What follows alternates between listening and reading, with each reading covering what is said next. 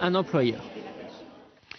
Depuis des années, on ne compte plus les forums de l'emploi en Ile-de-France. Des rendez-vous où il suffit de venir avec un CV pour tenter de décrocher un job. Des curriculum vitae qui semblent avoir vécu pour de plus en plus de recruteurs. Voyez le reportage de Bertrand Lambert avec Nedim Lonkarevitch. Vous avez qu'à remplir cette feuille dans la petite salle en haut des marches et on viendra vous chercher tout à l'heure. D'accord. Merci.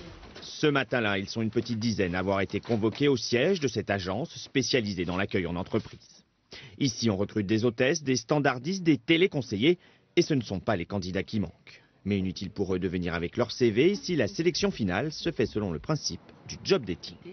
Vous avez donc 7 minutes. 7 minutes pour pour me vous convaincre. Très parti.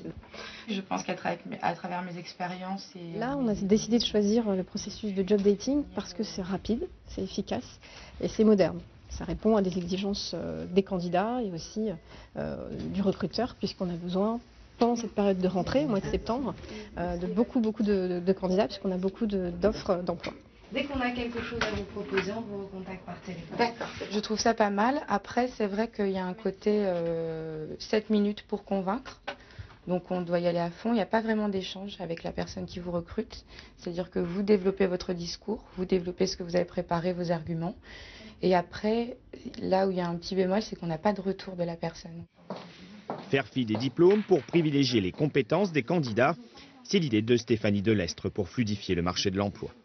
Elle a lancé une start-up et un site internet devenu en un an numéro 3 du marché, avec près de 50 000 offres d'emploi disponibles. Les recruteurs lui font confiance et parfois les résultats sont surprenants. J'ai un exemple concret qui me vient en tête, une jeune femme qui recherchait un emploi de vendeuse.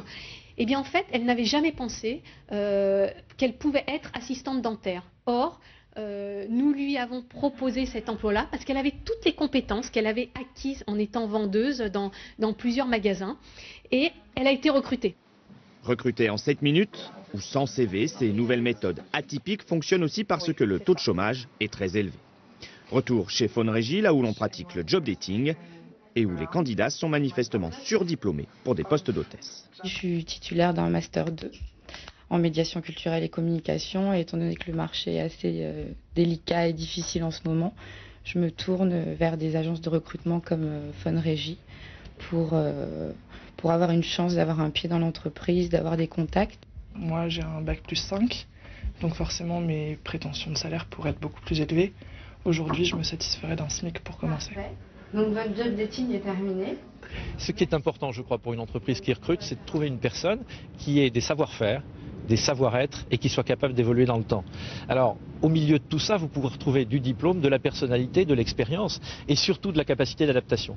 Et je crois que le marché d'aujourd'hui, c'est le bon équilibre entre les différentes notions que je viens de vous donner. Malgré le développement de ces nouvelles méthodes de recrutement, on estime que 300 000 offres d'emploi ne trouvent pas preneur en Ile-de-France. Invité de ce journal, Emmanuel Borel, bonjour.